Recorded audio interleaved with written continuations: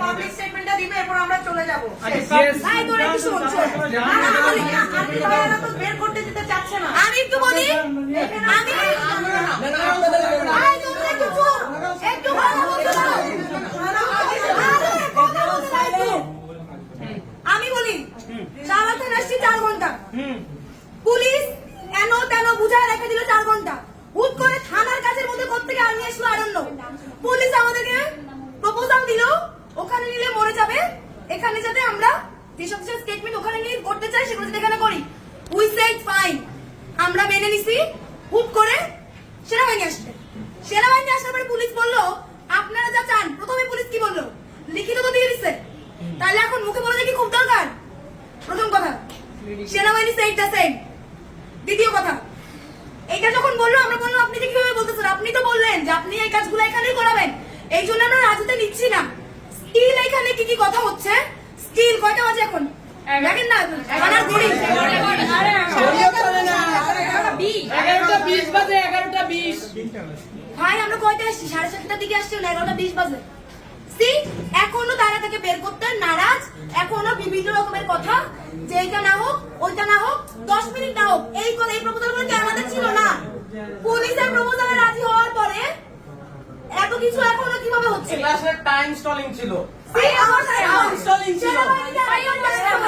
পুরোপুরি আস্থা রাখতে হবে, বের করে। পুলিশ আবারও বিশ্বাস নিয়ে চুদুর বুদুর করতেছে। Don't protect the rapists. Don't protect the rapists. Don't protect the rapists. Don't protect the rapists. Don't protect the rapists. Don't protect the rapists. Don't protect the rapists. Don't protect the rapists. Don't protect the rapists. Don't protect the rapists. Don't protect the rapists. Don't protect the rapists. Don't protect the rapists. Don't protect the rapists. No more rapists. No more. No more. Right here. Right now.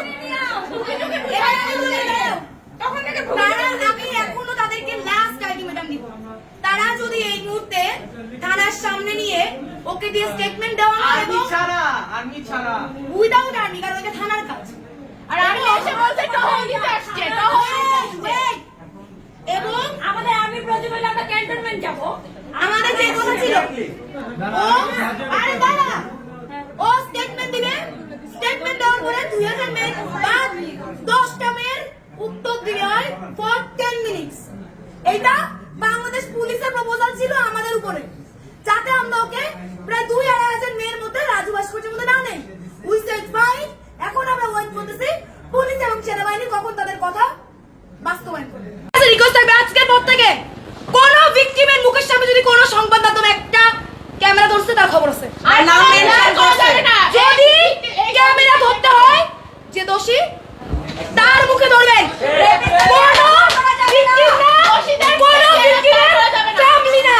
যদি কোন সংবাদ মাধ্যম কোন victim abuse হোক, domestic violence হোক, rape হোক, কোন সংবাদ মাধ্যম যদি ভিকটিমকে কি বলো দেখে